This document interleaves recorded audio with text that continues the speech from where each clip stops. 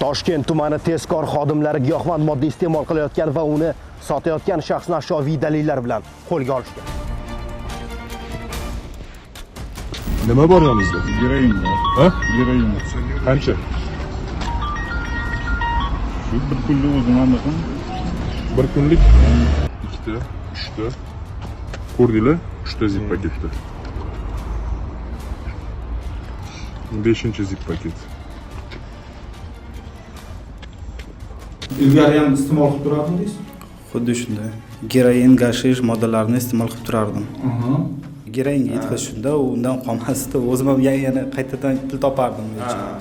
O'zi u pulim yetmasdi. Yana qarzga ham kirib ketganman ko'chada. Qarzga ham kirib ketib, uni ham yetkaza olmasdan shunga andaqa majbur bo'ldim. Keyin ko'proq olib, ozgina-ozginadan sotishga 1 grammdan olardim-da sotardim. Ozgina-ozginadan sotardim. Sotayotgan paytimda jinoyat qidiruv xodimlari kelib ushlashdi meni. Pecheneylar urilgandan keyin bilasizlar-da, u ko'chada yurganinglarda sizlar o'ylaysizlar, hammasi yaxshi, har kuni shunaqa bo'ladi, lekin unaqa bo'lmaydi. Yo'q, urilganinglardan keyin pesheney devorga urilgandan keyin bilasizlar-da, bu hammasi afsus qilasizlar. Kechirim so'rayman. Qilgan ishimdan juda ham afsusdaman va uzr so'rayman, kechirim so'rayman. Bir guruh fuqarolar jamoat joyida giyohvand moddasini iste'mol qilayotganligi aniqlandi. Tadbir davomida ushbu fuqarolar Toshkent shahrida yashovchi ilgari giyohvand moddalarini sodir etib sudlanib chiqqan shaxs tomonidan sotib olayotganligi ma'lum bo'ldi. Che telefon? Yo'q telefon. Shu yotganda topib qolgandim. Topib olgandim. Sizga tegishli emasmi telefon? Yo'q, Aniqmi?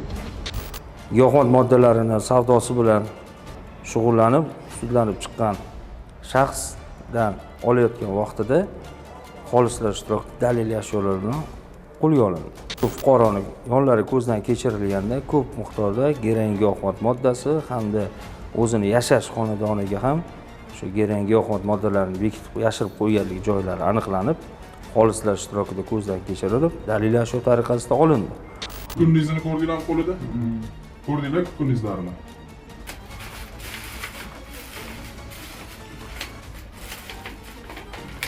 Holat yuzasidan Toshkent tumani Ichki ishlar boshqarmasi tomonidan O'zbekiston Respublikasi Jinoyat kodeksining 273-moddasi 5-qismi bilan jinoyat ishi qo'zg'atilib, hozirda tergov harakatlari olib borilmoqda.